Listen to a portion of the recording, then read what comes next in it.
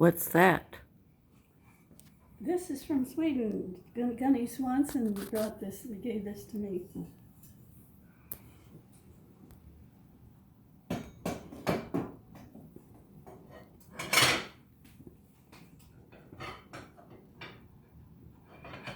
You know, it was Gunny that came to the door one night for some matter.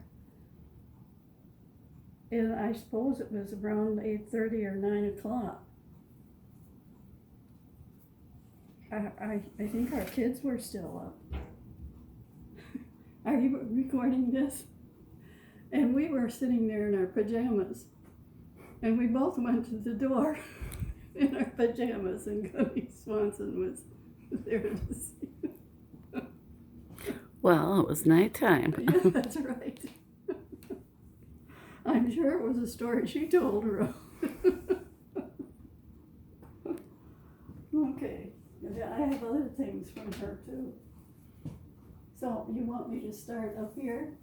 This section up here was Granny's collection. Navarre is the Fostorian name for this. And I don't know how she ever expected to use them. She may have used them once or twice when she had a gang there. But, you know, when a family gets together, things are kind of rowdy. And all of this beautiful stuff isn't usually present. So, yes, this was a gift. And you know, I'm not sure who brought it. It could have been Gunhild Swanson.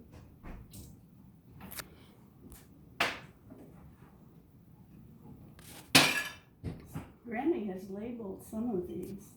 This is an antique. I don't know where it came from.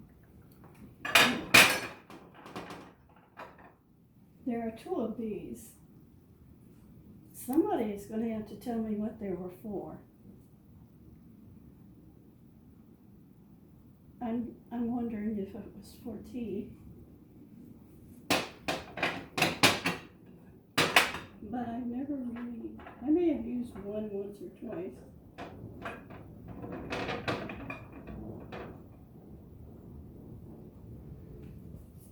These, I think one of these items was a wedding gift.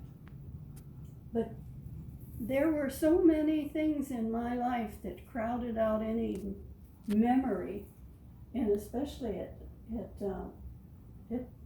celebratory times, it was hard for me to remember everything. And this was in the breakfast room in a similar china cabinet. And I looked at this all my life with appreciation. Whose breakfast room? In Grandma's room. Grandma's room between the dining room and the kitchen was this little breakfast room. It had a table with, it was like a booth. This was from Mrs. Corey. When she was getting rid of things, I got this. And I hope I don't break it.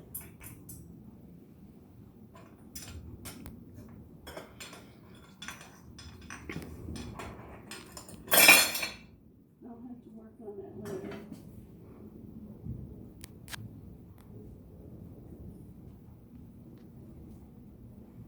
Uncle Ray.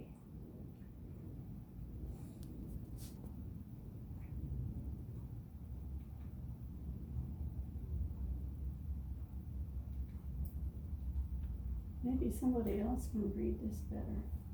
Grandparents. Uncle Ray's grandparents. Oh. You can imagine how old that is.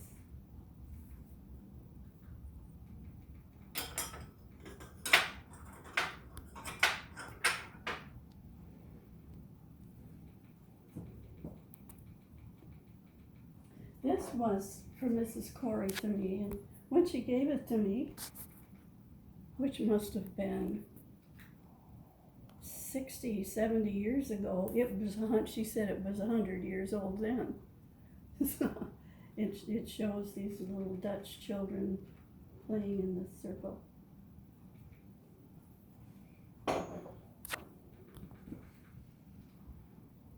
This I saved. It used to be in the kitchen on top of Grammy's ironer, the mangle. We called it a mangle, where she ironed the sheets that she used for her tourist business. And she said, Grampy always really liked that. So of course the destiny was to save it.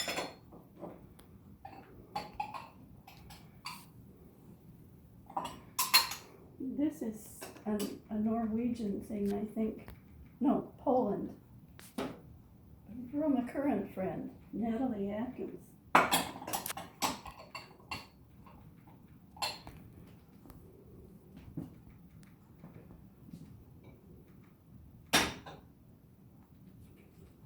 And that's Grammy's crystal, and there's a little of it. The big crystal bowl up there, I have no idea the worth of it, but it's real carved crystal. It was in Grandma's dining room cabinet. Grandma Myers. And here's a sugar bowl that is also a carved crystal. And here are her what do you call them?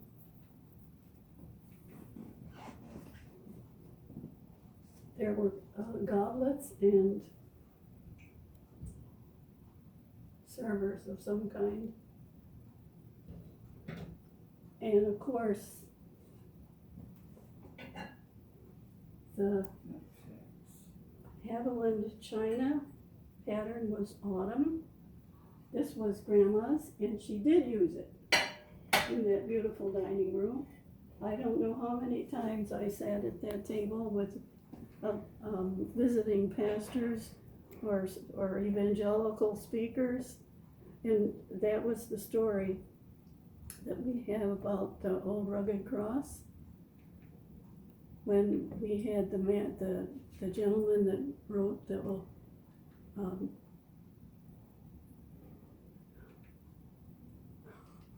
turn it off. The hymn, the old rugged cross, and Grandma wanted you to sing for them. Yes. George Bernard. Yeah, okay. He was visiting, and he had spoken in the morning service, and she said, "Toot," and that's what she called me, Toot. Oh. Toot, yeah, all the time. Toot. Show Dr. Bernard the song, sing the song that I taught you. And she expected me to sing the Old Rugged Cross. And I didn't. I sang, "Come Josephine in my flying machine." Why did she call you Toot? I don't know.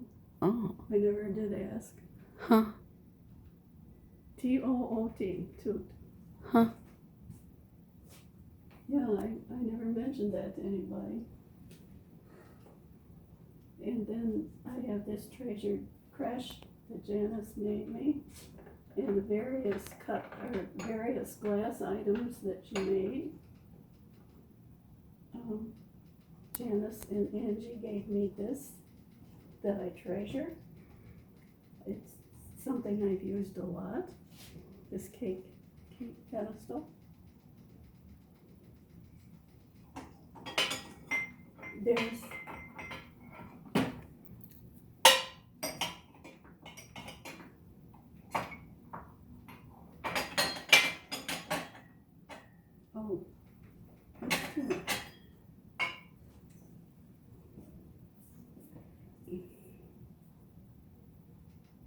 Graham Myers, something, I don't know, 1910. I'm sure it was Grandma's, and Grandpa really liked this too. This is one thing he really liked. I think it's really beautiful, and I would like to see this kept.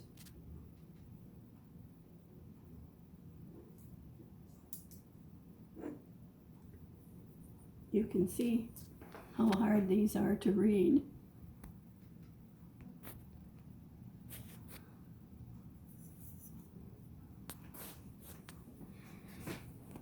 So I've always taken especially good care of that. This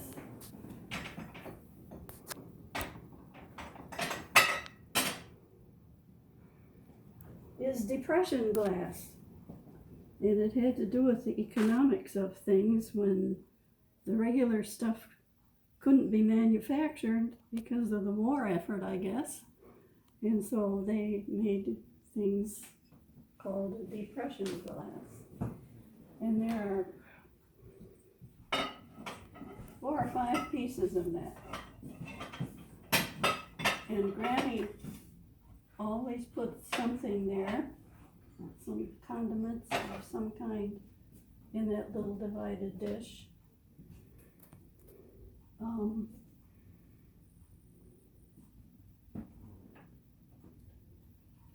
I don't know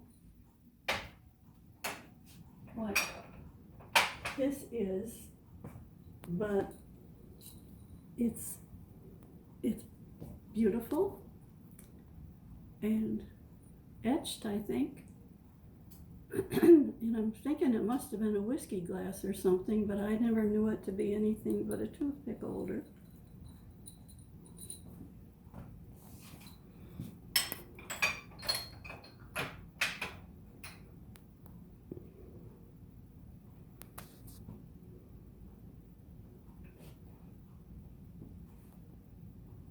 There's a plate in the back here that Janet Boyd brought back from Scandinavia for me.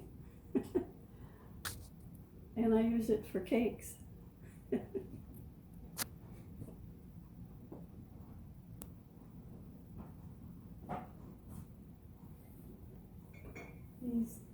These I think were also something stylish. I don't know how important they are. Somebody might know. I hope that you can get somebody who, more than one person to make an evaluation of this.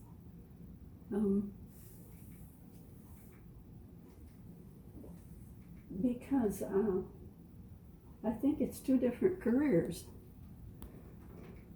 And also, there was an article in the paper this week about old stuff. I think I saved it for you. It's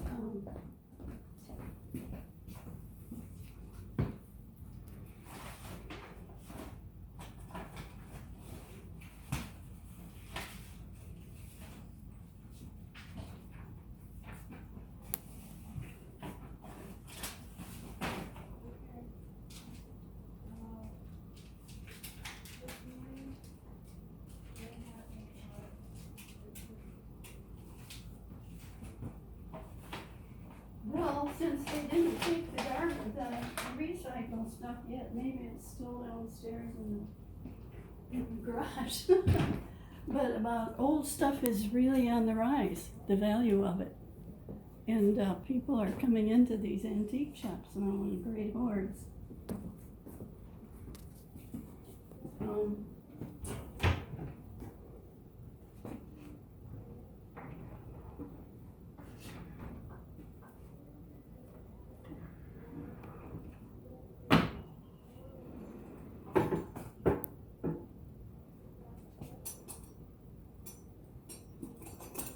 Any silver that's left would be like this. Very formal looking. And some of it is up there on the roof. Keep that treasure chest. Make sure Siri appreciates it. It's not just beautiful and eye-catching, but it's something that I had in my life all my life with with silverware in it.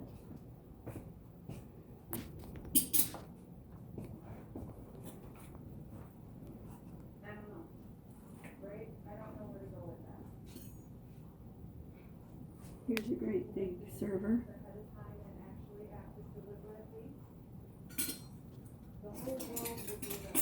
I polish them up every once in a while, but they're kind of stained right now.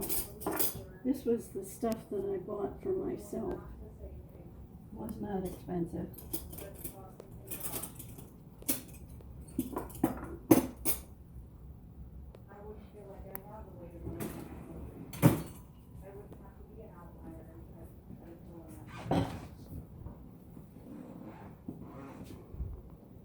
What is charming about this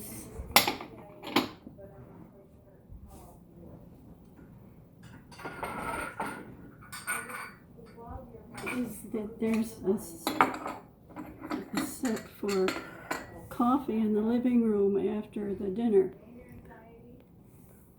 And I'm trying my hardest to think of what we called it.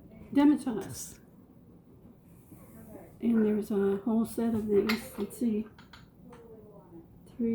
6. I guess 6. These were the regular coffee cups. But this coffee was really strong. Thick, Grandma said. Thick. I think I'm gonna use some.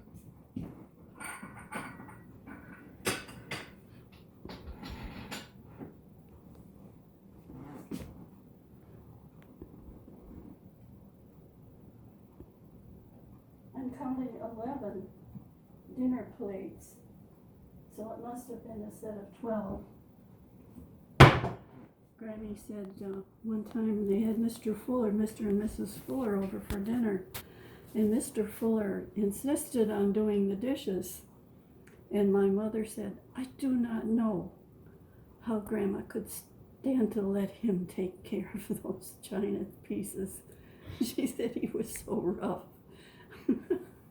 That's one piece of sympathy I heard my mother have for her mother-in-law. Okay. Yes, I have more that other people have collected than what I have.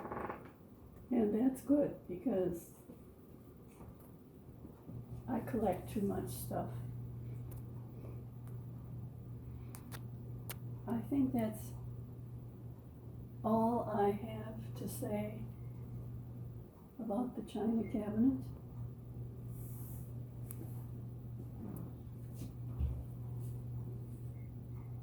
I don't know if I told there are 3 different sizes. This is, she has labeled, a gift from Jen Schmidt given to her by her sister Edith, 1912. So these are over 100 years old.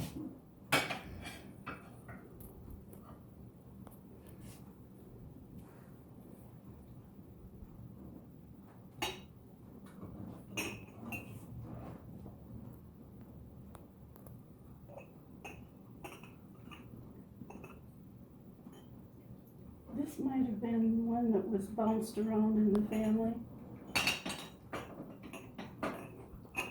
for strawberry jam. And I think I gave one to, I don't know if there's more than one, but I gave one to Blossom. And then she gave it back, or I got it from her collection afterwards. So,